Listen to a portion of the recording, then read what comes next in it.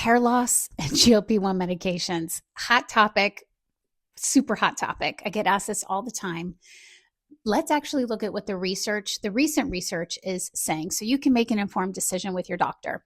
I'm Jessica Brown. I'm a clinical nutritionist, author of Beyond the Shot.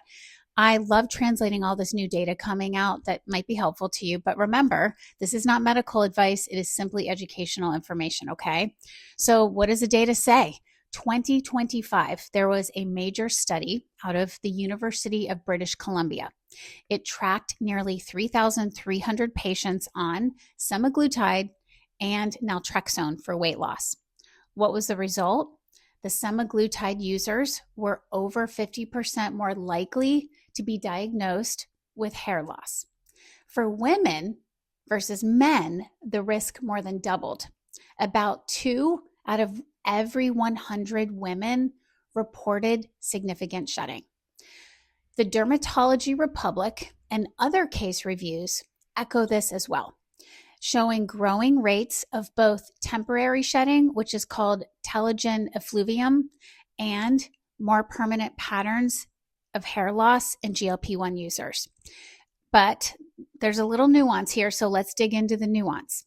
The Wegovy clinical trial itself reported over 5% of users with serious hair loss, but it was mostly women dropping more than 20% of their body weight. So why is this happening? Researchers say it's mostly about stress and rapid weight loss, which disrupts your body's priorities. And hair growth is the first thing sidelined. This is amplified when a woman, via hormonal shifts with GLP-1s, which lowers the reproductive hormones like LH and FSH, the key to healthy hair, diminishes. The other thing, you might not be eating enough. Appetite suppression means lower protein, lower micronutrients, could mean lower iron, biotin, vitamin D, and zinc. These are important and actually crucial for hair follicles. It's a good reason to take a multivitamin if you're on a GLP-1 medication.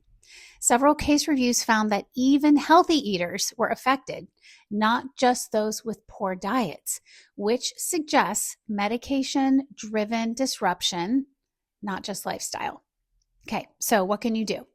Experts are recommending front-loading protein. That's 60 to 80 grams a day, and filling micronutrient gaps, working with your doctor to optimize dosage.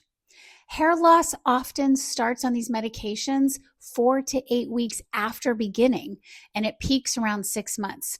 And it may take months to recover after you stop the medication. So what we know is that it's actually a real thing.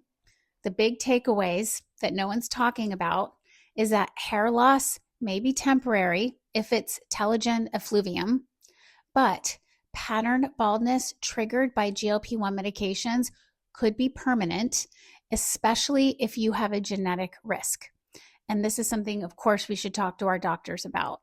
So rapid weight loss, lack of micronutrients, having a genetic disposition.